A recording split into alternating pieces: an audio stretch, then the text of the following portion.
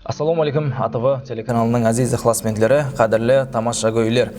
Адам денесіне қаншайлы азық керек болса, әлбетте оның рухына да соншайлы азық керек. Әйнесілерге сондай рухи азық бағышлау үшін бүгін мінекей Нөкіс қаласы бас имамымен біргелікте даналар насихаты деген жойбарды қолға алып жатырмыз. Әйне бүгін сол көрсетудің бірінші саны. Демек, бүгінгі көрсетуімізде мейманда Нөкіс қаласы бас имамы Разов Бахрамаддин.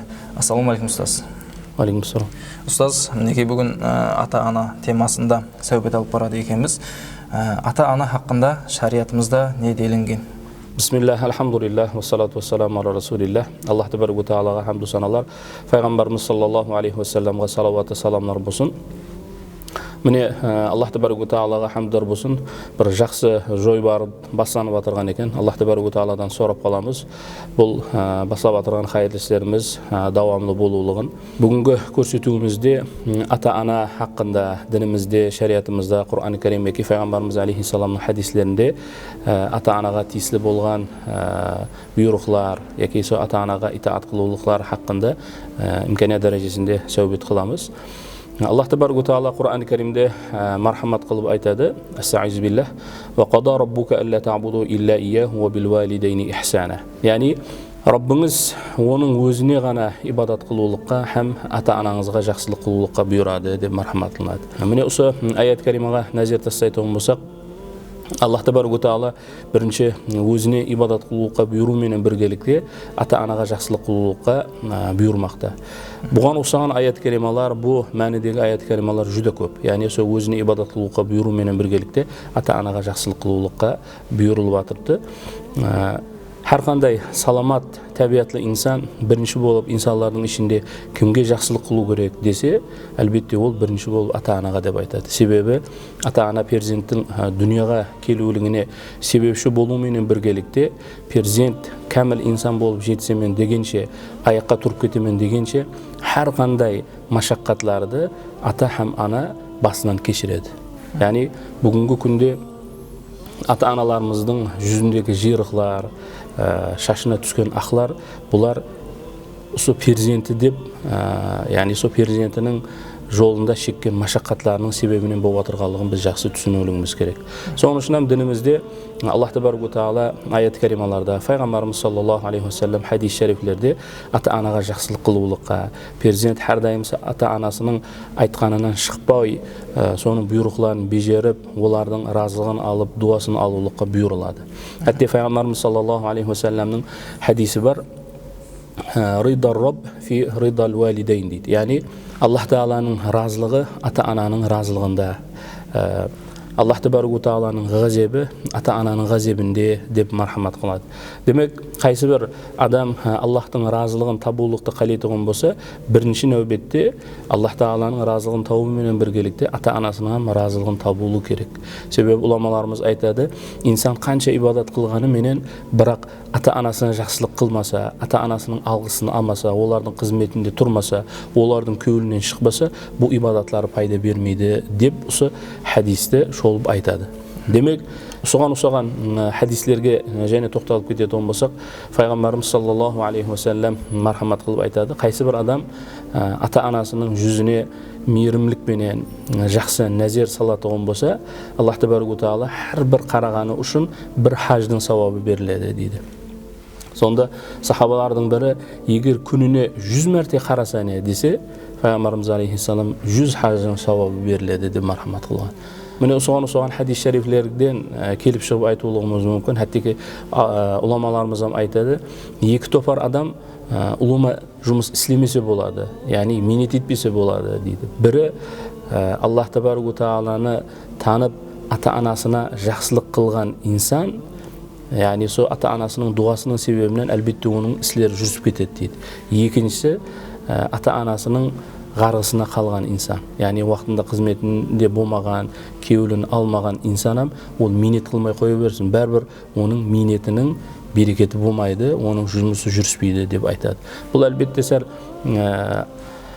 асырыңқырап айтылған гәпке ұқсайды, бірақ негізінде бұл үлкен бір тикарға, яғни сол жоғарыда айтылған хадислерге тикарланып айтылған сөз болып есептелінеді. Енді жоғарыда айтып кеттіңіз, ата-анасының қарғысына қалған деп. Енді дінімізде сондай термин бар екен, ата-анаға ақ болу деген. Бұл жөнінде де бір түсіндіріп өтсеңіз. Әлбетте, ата-анаға ақ болулық бұл үлкен күнәлардан бірі болып есептелінеді. Өзі ақ болулық дегенде бойсұнбаулық, қарсы шығулық яки азар берулік мәнілерін білдіреді ақ болулық деген. Пайғамбарымыз алейхиссалам бір күні сахабалармен бірге отырғанда сахабалардан сөйлесіп, сондай сөйлет қылып отырғанда сахабаларға қарата айтады: "Мен сіздерге үлкен күнәлардың ең үлкені хақында хабар берейін бе?" дейді. Сахабалар "Ауа" деп жауап бергенде пайғамбар алейхиссалам бірінші Аллах Тағалаға ширк келтірулік, екінші ата-анаға ақ болулық дейді. Демек, Аллах Тағалаға ширк келтірулік бұл кешірілмейтін үлкен күнә екенлігін білеміз. Міне осы ширктен кейінгі айтылып отырған нәрсе бұл ата-анаға ақ болулық. Яки Абдуллах ибн Амр разияллаху анху рауаят қылған хадисте пайғамбарымыз алейхиссалам Аллах Тағала 3 топар адамға жәннетті харам қылды дейді. Міне 3 топардың біреуі ата-анасына ақ болған инсанлар екен. Яки Абу Бакр Сиддиқ разияллаху анхудан рауаят қылған хадисте мархамат қылынады: "Har qanday günahni Alloh Taala o'zining qalamiмен қиямет күніне дейін кешіктіріледі. Бірақ ата-анасына қылынған нахақлық, яғни ата-анасына қылынған күнә, яғни сол ақ болулықты Аллах Тағала бендегі бұл дүнияның өзінде жазасын береді" дейді. Итибар беретін болсақ, хақиқаттан қайсы бір перзент ата-анасына ақ болатын болса, яғни оны қорлайтын болса, яки соған ұқсаған ата-анасына қолайсыз бір харекетлерді істейтін болса, әлбетте сол перзентінен әлбетте бұл дүнияның өзінде ол қайтады деген. Демек, жастарымыз перзенттерге айтатын нәрсе, біз перзентлерімізден рахатты көрулікті қалайтын болсақ, бақытлы, мәнілі өмір сүруді қалайтын болсақ, бірінші нәубетте ата-анамыздың разылығын алып, олардың дуасын, олардың алғысларын алып қалуымыз керек болады екен. Енді тілекке қарсы бүгінгі күнде айырым жастарымыз әпуай нәрселер себеплі ата-анасын жылатады. Яки әпуай нәрселер себеплі ата-анасын қапа қылады. Пайғамбарымыз алейхиссалам айтады: "Ата-ананы жылатулық оған ақ болулықтан" дейді. Демек, мәселен, айрым перзентлер әпуай бір әке-шешесі бір киім әпермегенлігі үшін, яки өзі қалап отырған телефонды әпермегенлігі үшін әкесінің шешесінің бетінен алады, оларды қапа қылады, әттеки олар көз жас төгулікке мәжбүр қылады оларды. Демек, осы қылып отырған ісі Аллах Тағаланың ең үлкен күнәларынан екенлігі, осы қылып отырған ісі Аллах Тағалаға қылынып отырған ең үлкен күнә екенлігін ол перзенттер жақсы білуі керек. Міне күні кеше перзенттің хақына бір дуа сорап мешітке бір адамдар мүражат қылды. Яғни перзент кеселханаға түсіп қалды деп, хақларына дуа қылдық, Аллах Тағала шипа берсін деп. Не болды деп сорасам, ата-анасы менен келіспей қалған бір қыз көп мұғдардағы дәріні жеп өзінің жанына қасқылмақшы болған. Не нәрсе болған десе, әпуай нәрселер. Демек, негізінде егер перзент ата-ананың алдындағы өзінің перзентлік вазифасын білгенде еді, бұндай қылып хүрметсіздік қылмаған болар еді. Бірінші жанды Аллах Тағаланың өзі береді. Егер Аллах Тағаланың берген бұл неғматына шүкірлік қылмайтын болса, бұл үлкен бір күнә болады. Қала берсе, ата-анасына қарсы шығулық, әпуай бір айтқан затларын әпермегенлігі үшін міне сондай мүнәсебетте болулық, бұл үлкен күнә болады екен. Соның үшін жастарға айтатын нәрсеміз, әлбетте ісі рауаж болулығын қалайтын болса, ертеңгі күні өніп өсіп кетулікті қалайтын болса, бірінші нәубетте ата-аналардың алғысын алып, олардың дуасын алып қалулығы керек болады екен. Сөз мінекей қазір сіздің айтқандарыңызда мінекей ата-анаға ақ болу қандай ауыр күнәлары бар екен, оның жазалары бар екен, бұл дүние һәм о дүнияда жазасы бар екенін біліп жатырмыз. Енді ата-анаға жақсылық қылудың қандай сыйлықтары бар, оны да бір айтып өтсеңіз. Әлбетте, жоғарыда хадис шәрифлерден айтып кеттік, әттеки ата-анаға қызмет қылмастан жүзіне бір мейірімдікпен қарағанның өзінде үлкен бір ұлы сауаптардың берілетіндігі сол хадис шәрифлерде айтылып өтілді. Өз ұламаларымыз айтады, ата-ана дейді бұл жәннеттің екі есігі дейді. Соның ұшынан жастарымыз, яғни перзентлер ата-анасы алдында тірі уақытта олардың қадіріне жетіп, олардың қызметінде болып, олардың алғысларын алып, олардың разылығын алып қалуы керек болады. Сонда әлбетте ол жәннеттің есігін тауған инсандар болады. Ата-анаға қылынып отырған әрекет, олардың қызметінде болулық тек қана жәннетке жақындастыратын үлкен бір дәрежелер екенлігін бір жақсы түсінуіміз керек болады. Жастарымызға бір ібрат болулығы үшін болған бір уақияны айтып кетеміз. Мәселен, халқымыз үлкен бір сынақты басынан кешірді, яғни пандемия уақытында ковид кеселігі себеплі. Осы кеселік енді басталып отырған уақытта бір жігіт айтып беріп жатырды, әкемнің кеселленіп қалғанын естідім дейді. Һәм белгілерін сорап көрсем, осы ковидпенен кеселленіп атырғанын мен білдім дейді. Алдына барсам, ауызларына жара шығып кеткен екен, улып кеткен екен дейді. Мен осы әкемнің аузын тазалаулыққа қарар қылдым. Егер мен қолыма қолғап кетуім болсам, әкем менен жиіркеніп жатырды деп ойлайды, һәм әкемнің қалбы ауырынады деп мен қолымды жақсылап тазалап, қолымменен сол аузын жақсылап ысқыладым дейді. Һәм оның дұғасын алдым дейді. Демек бұл перзент әттеки әкенің көңіліне ауыр бататын нәрсені һәм қылулықты қалемей атыпты. Себебі бұл перзент Аллахтың разылығы, ата-ананың разылығында екенлігін жақсы түсінген перзент еді. Екінші және бір болған уақия, бұл осы кеселменен кеселханада бір ана қайтыс болып қалады. Докторлар бұның жақынларына, перзентлеріне бұның хабарын қандай қылып жеткізсек екен деп ақырында бір мейірбике перзентіне телефон қылады. Һәм анаңыздың ахуалы жүдә ауыр еді, біз сақлап қала алмадық, дүниядан өтті, бенделік екен. Егер сіз қалесеңіз, анаңызды алып кетің, біз оны таярлап қоямыз дегенде перзент үндемей қалған екен телефонда. Сонда сіз естіп тұрсыз ба дегенде, ава естіп тұрпан, қазір атырапымдағы адамдармен бір ойласып көремен деп жауап тастады дейді. Докторларым хайран қалған бұл мүнәсебеттен. Қайттан және телефон қылып, сіз хақиқатан осы апаның баласысыз ба дегенде, ава мен оның баласымын. Өзіңіз білгеніңізше оны жерлей берің деп, со анасы, яғни со вируспен кеселленгенлігі үшін анасынан керек болса, уаз кешіп, осы кеселіктен қорқып, анасының жаназасына да қаттаспаған екен бұл перзент. Бұл өздерімізді атырапымызда болып отырған нәрселер. Яғни бұл екі перзентті инсан салыстырып көретұғын болса, әлбетте ата-ананың қадіріне жеткен перзент оның тірі уақытында қолынан келгенше алғысын алып қызметінде болуға әрекет етеді. Енді оның тескерісі, яғни сауапты, гүнәні білмей тұрған инсан ата-ананың қадіріне білмей тұрған екен, һәм жетпей тұрған екен. Соның үшін әлбетте жастарға айтатын нәрсеміз, имканият дәрежесінде әпуай нәрселер менен болса да ата-ананы барында оны қуандырып, көңілін шат қылуға әрекет етуіміз керек болады екен. Анас ибн Малик разияллаху анхудан рауаят қылынған хадисте пайғамбарымыз саллаллаху алейхи ва саллям мархамат қылып айтады, кімді өмірінің ұзақ болулығы һәм рызқысының кең болулығы қуандырса, ата-анасына жақсылық қылсын, һәм туған туысқандарыменен барды келдіні жақсы қылсын деп пайғамбар алейхиссалам мархамат қылады.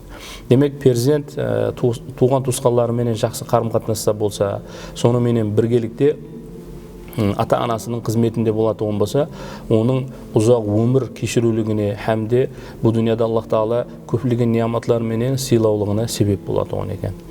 Тілекке қарсы сондай перзентлер бар арамызда, ата-анасын тастап қоятұғын, яғни со ата-анасының мүтәжіліктеріне қарамайтұғын, оларды азық-ауқатлық затларменен тәминлеп берулікке әрекет етпейтұғын сондай перзентлерім бар. Міне кеше жақында бір ініміз айтып беріп жатырды, біз мүтәж болған шаңырақларға азық-ауқатлық затларды тарқатып жүргенімізде дейді, маған бір жігіт телефон қылды дейді. Бір жерде сондай бір мүтәж жасы үлкен бір апай бар, соның шаңырағына да барсаңыз, перзенті, үйіндегі перзенті бір бидәулет еді, со азық-ауқатлық затлардан соғанам жәрдем берсеңіз деп маған телефон қылды дейді.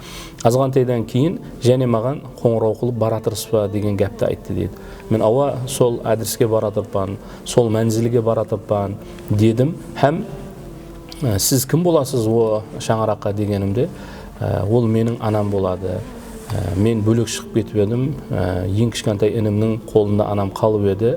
Кішкентай інім анама қарамай атырды. Анам қиналып атырды. Соның үшін сілер бір азық ауқатлық заттан бір жәрдем берсеңіз деген мәніде айтып атырды дейді. Сол жігіт айтып атырды, мен бұл перзенттен сол дәрежеде қатты түгіліп кеттім.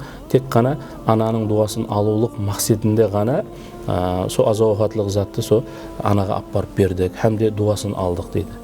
Демек, сондай перзентлерім бар екен. Яғни сол мен енді үйден бөлек шығып кеттім, басқа үйде жасайман деп тұрып, атасын, немесе анасын тастап қоятын перзентлерім бар екен.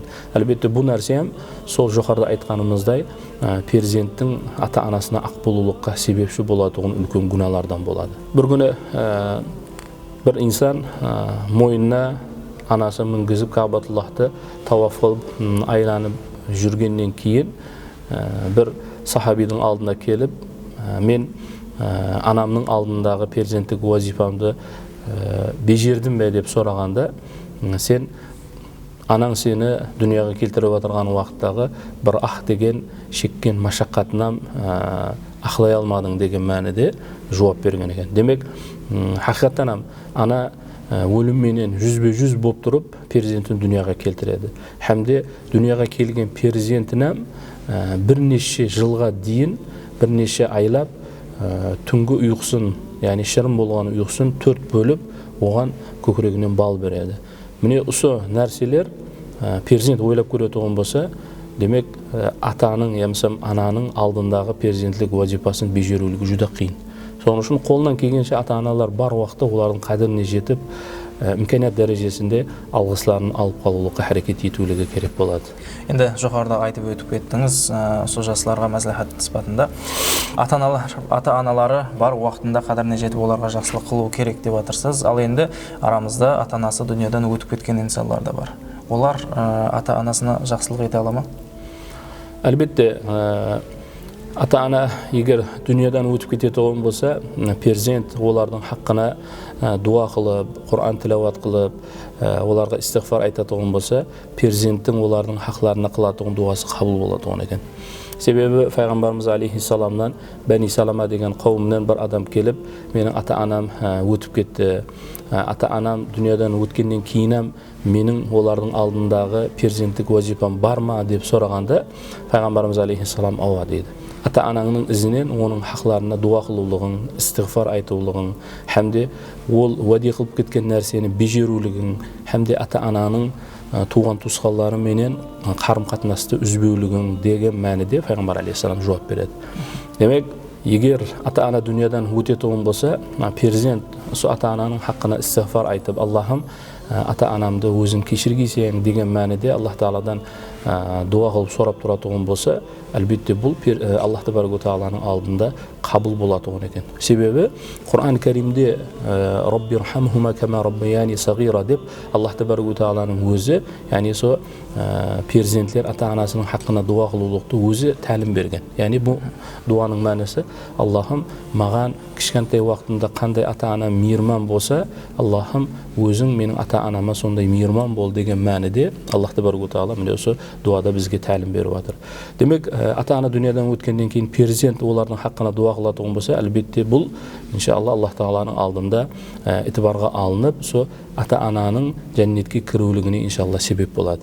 Және айтып кететін нәрсе, пайғамбарымыз алейхиссалам айтады, инсан дүниядан өткеннен кейін оның істерінің әмесі кесіледі дейді бұл дүниядан. Тек қана 3 нәрсе себеплі сауап жетіп баратығылығын айтады.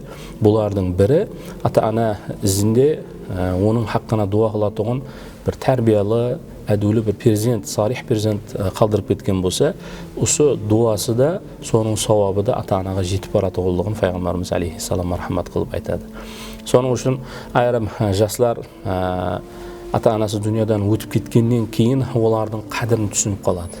Демек, осындай жағдай болатын болса, Аллах Тағалаға сол ата-анасы үшін кешірім сұрап, яғни сол истиғфар айтып, тәуба айтып, қолынан келгенше ата-анасына сауабы жетіп барулығы үшін садақаларды, ихсаларды қылып тұратын болса, әлбетте бұның ата-анасы үшін үлкен бір пайдалары болатын екен. Ұстаз ажайып сөйбет үшін көп minnetdarçılığımızды білдіреміз. Мінекей осы бүгінгі көрсетуіміз арқалы бір қанша перзентлер өзінің ата-анасына жақсылық қылудың қандай сауабы, қандай сыйлығы бар екенін, және де перзентке ақ болу қандай ауыр күнә екенін түсініп, әлбетте бұнан кейін өздеріне аз да болса тәсір алып, өздеріне аз да болса ақыл алып, ата-анасына деген берім шәфағатын күшейтеді деген ойдамыз. Және де Алла Тағаладан бәрше перзентлердің қалбіне ата-анасына деген шексіз мұхаббатты қойып қоюын сұрап қаламыз. Әзизлер, осыныңменен бізде көрсетуімізді жұмақлаймыз. Әлбетте өздеріңізге керекли болған мағлұматларды және де өзіңізге керекли болған мәслихатларды алдыңыз деп ойлаймыз. Жақсы күндерде АТV телеканалында жақсы кейфиятта көріскенше, қош, сау, саламат болың.